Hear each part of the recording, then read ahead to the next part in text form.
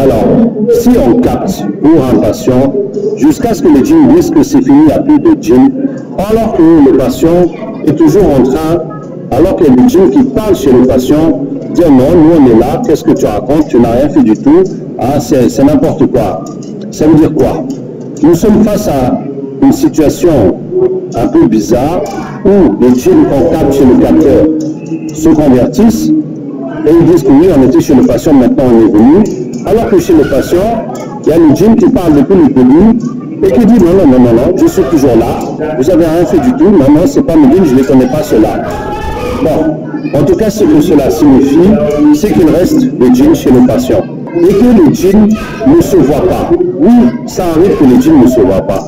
En fait, c'est le niveau énergétique. C'est comme vous voyez les ondes qui font des sinusoïdes. Il y en a qui sont très rapprochées, il y en a qui sont très lentes. Comme les couleurs, nous voyons entre le violet, entre le rouge et le violet. Nous ne voyons pas en-dessous du rouge, les infrarouges, mais au-dessus du violet, les ultraviolets. Donc c'est des ondes comme ça. Donc il y a des ondes qui sont tellement serrées que les autres ne les voient pas monter et descendre. Il y en a qui sont tellement plates qu'on dirait que c'est une ligne droite, on ne dirait même pas que c'est une onde. Donc c'est comme ça qu'il y a des djinns qui ne se voient pas. En tout cas, si vous avez ces djinns-là qui ont des ondes différentes et qui ne se voient pas, lisez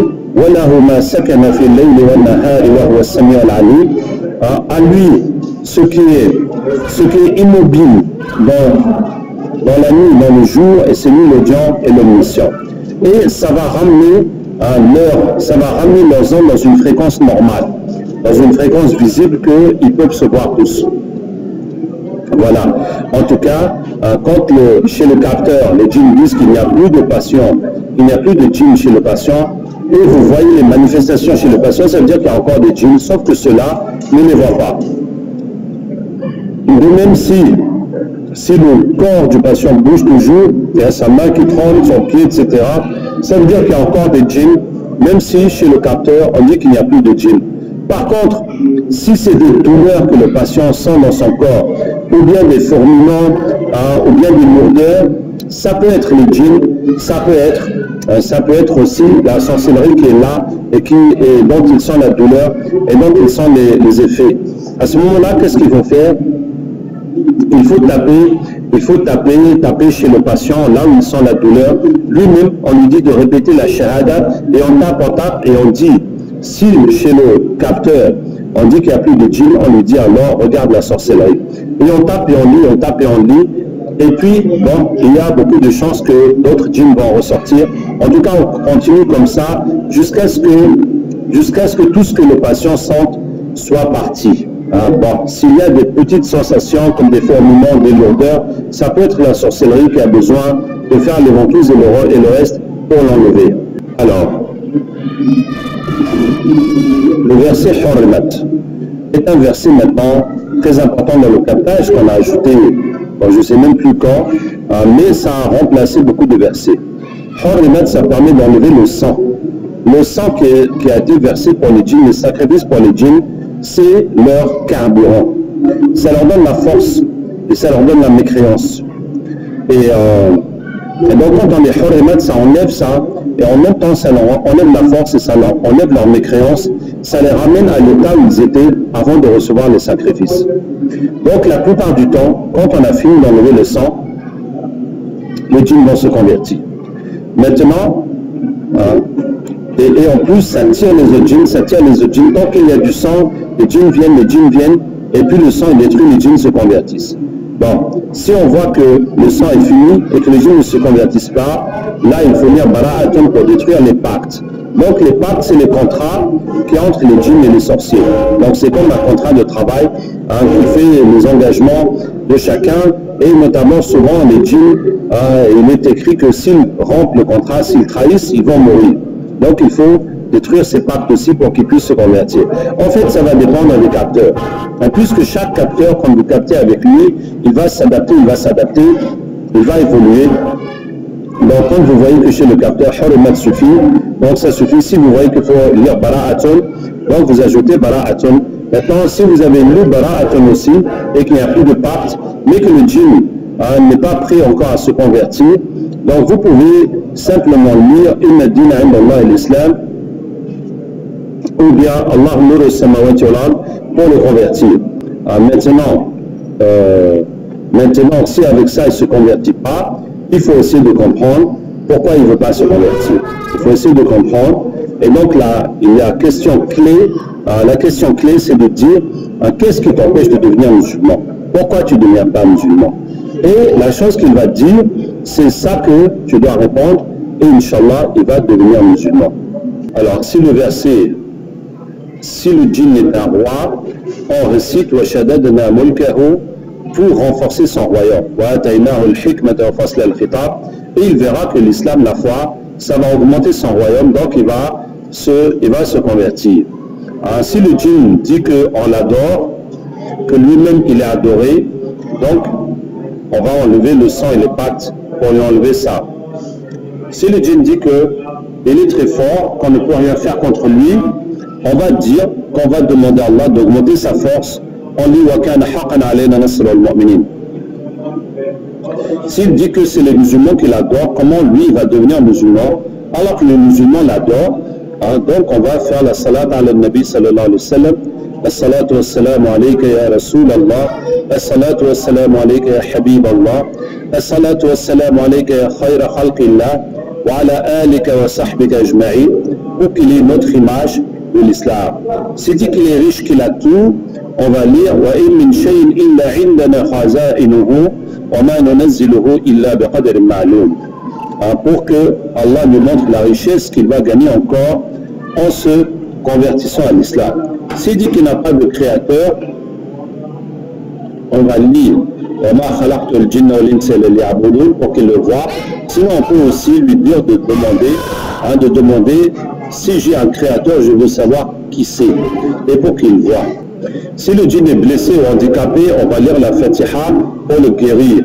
Si son corps est bizarre, parce que dans la sorcellerie, chez les djinns déjà, il y a des animaux bizarres que nous on ne connaît pas, mais dans la sorcellerie, les sorciers, ils peuvent modifier les djinns jusqu'à fabriquer des monstres.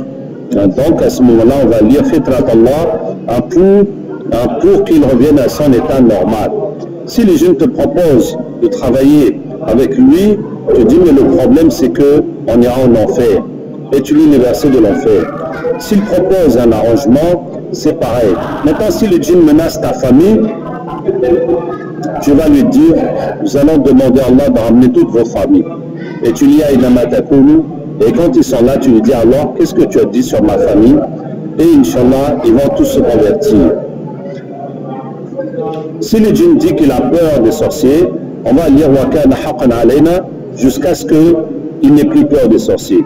S'il dit qu'il y a d'autres djinns qui vont le tuer, on dit ok, tu n'as qu'à te mettre sur le côté, on va appeler les autres djinns dont tu as peur et on va voir ça avec eux. Si le djinn discute trop, il est trop polémique, à ce moment-là, on va lire l'enfer pour lui dire tu deviens musulman ou tu vas en enfer, c'est tout. Si le djinn est muet, on va lire la Fatiha pour le guérir. Si le djinn ne parle pas notre langue, on va lire Ar-Rahman allama al-Qur'an, khalaqa al-insana allamahu al-bayan, pour qu'il puisse parler notre langue. Voilà. Dans toutes ces situations, si on ne connaît pas le verset, alors on va utiliser des doigts, on va demander à Allah jusqu'à ce que la chose vienne, même si on ne connaît pas le verset. Il faut savoir que dans le captage, n'importe quel problème qui survient, n'importe quelle difficulté, nous devons la régler sur place. Nous devons la régler sur le champ. On ne va pas laisser les djinns partir qui nous ont par exemple menacés ou qui n'ont pas pu se convertir. On ne va pas laisser le patient partir, on ne va pas laisser le capteur partir. On va régler la situation sur place. On va chercher des versets, on va faire des doigts jusqu'à ce que la question se règle. On ne va pas laisser ça comme ça. Maintenant, il y a une chose importante dans le captage, c'est que quand on a fini de chercher le djinn du patient, il faut qu'on aille chercher le plus loin possible, le plus largement possible les autres djinns. C'est-à-dire c'est une occasion pour nous. D'abord, pour le patient, on doit chercher les djinns qu'il y a dans sa maison, dans sa famille, dans son travail, et chez tous les sorciers qui ont travaillé sur lui. Et on va capter, lire, jusqu'à ce que les djinns disent non, il n'y a plus. Tous les sorciers de chez qui ils viennent, il n'y a plus de djinns chez eux. Comme je vous ai dit, ce n'est pas fiable. Mais en tout cas, on doit au moins atteindre ce niveau. Maintenant, en fonction des situations, on va essayer de chercher beaucoup plus de djinns. Notamment, si on fait un captage pour beaucoup de gens, nous avons 5 patients, 10 patients qui sont là, nous avons des cas durs, nous avons capté pour eux, maintenant leur maison, leur famille. Maintenant, c'est plus que ça. Par exemple, si on est en train de faire une conférence ou un cours, il y a 20, 30, 50 personnes qui sont là, on va en profiter pour aller chercher le maximum de djinns. On va demander les djinns qui sont amoureux de toutes les femmes, les djinns qui ont besoin de femmes, tous les djinns qui veulent. Donc on va les appeler pour les convertir.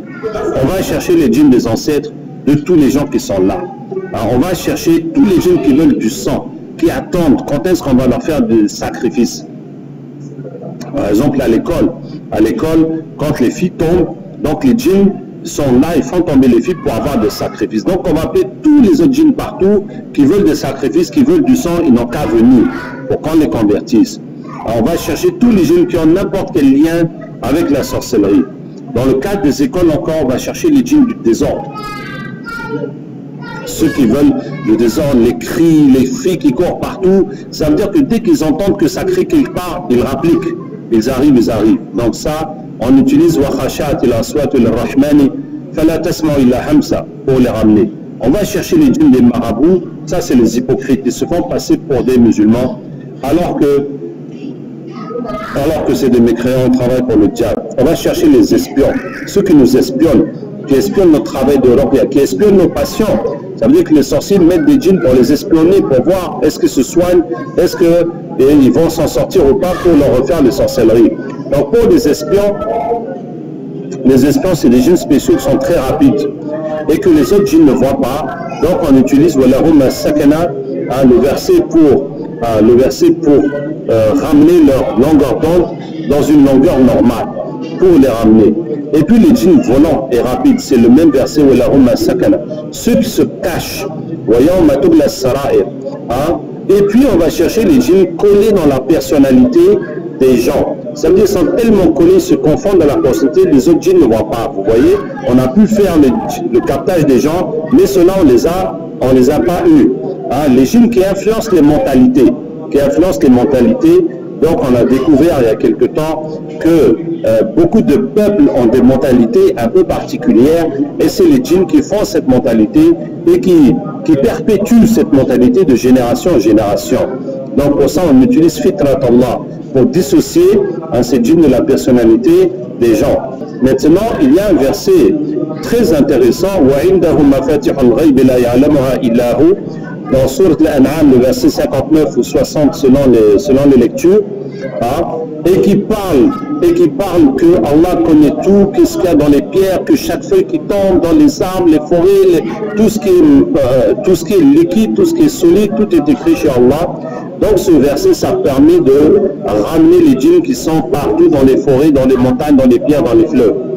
Et puis, spécifiquement les djinns de l'eau, on utilise le verset de Moussa alayhi salam pour fendre la mer en deux. Donc dans surat les prophètes, dans surat Shu'ara, les poètes. On va chercher les patrons de tous les djinns qui sont là en disant Inna fatahna laka fathan mubina, pour monter dans la hiérarchie. On va chercher les dormeurs. Alors les dormeurs, c'est des djinns spéciaux. C'est des djinns qui ont fait du mal, jusqu'à un moment ils se sont chargés. Ils se sont chargés de beaucoup d'énergie négative, de beaucoup de mécréances, de beaucoup de sang, et puis ils sont passés en hibernation. Et eux, ils sont en hibernation comme des surveillants, comme des gardiens de tout le mal que les autres font. Vous voyez, comme si c'est le big boss qui ne fait plus rien, c'est tous les petits qui font, et lui là, il n'intervient plus.